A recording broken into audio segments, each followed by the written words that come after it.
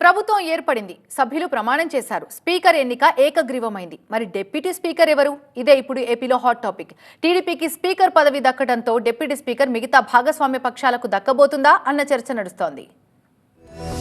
ఏపీలో కొత్త ప్రభుత్వం కొలువు తీరింది. అసెంబ్లీ సమావేశాల తొలి రోజు కండువాలతో వచ్చిన సభ్యులతో సభ మొత్తం కళకళలాడిపోయింది. ఎమ్మెల్యేలతో ప్రొటెం స్పీకర్ ప్రమాణం చేయించారు. స్పీకర్ గా సీనియర్ ఎమ్మెల్యే మాజీ మంత్రి అయ్యన్న పాత్రుడు ఏకగ్రీవంగా ఎన్నికయ్యారు. అయ్యన్న సభలో ఉన్న కూటమి ఎమ్మెల్యేల్లో అత్యంత సీనియర్. ఇప్పటి వరకు 7 సార్లు ఎమ్మెల్యేగా గెలుపొందిన వ్యక్తి. ఒకసారి అనకాపల్లి ఎంపీగా కూడా విజయం సాధించారు. పలు శాఖలకు మంత్రిగా పనిచేసిన అనుభవం కూడా ఆయనకుంది. రాయదుర్గం ఎమ్మెల్యే కాలువ శ్రీనివాసులకు డిప్యూటీ దక్కే ఛాన్స్ ఉన్నట్టు తెలుస్తోంది. కాలువ కూడా టీడీపీకి చెందిన సీనియర్ ఎమ్మెల్యే. గతంలో మంత్రిగా పనిచేసిన అనుభవం కూడా ఉంది. 2 పదవులు బీసీలకివ్వడం ద్వారా కూటమి బీసీలకు ప్రాధాన్యత ఇస్తుంది అన్న సంకేతాలు తీసుకెళ్లేలా అధినేతలు కసరత్తు చేస్తున్నారు. లేదంటే జనసేనకు కూడా దక్కే అవకాశాలు లేకపోలేదు. జనసేనకిస్తే ఓసీ సామాజిక వర్గానికి చెందిన నెల్లిమర్ల ఎమ్మెల్యే లోకం మాధవికిస్తారు అన్న టాక్ నడుస్తోంది. స్పీకర్, డిప్యూటీ ఒకే ప్రాంతానికి చెందిన వారికి 2 పదవులు ఇవ్వకుండా వేరువేరు ప్రాంతాలకివ్వడం ద్వారా అన్ని ప్రాంతాలకు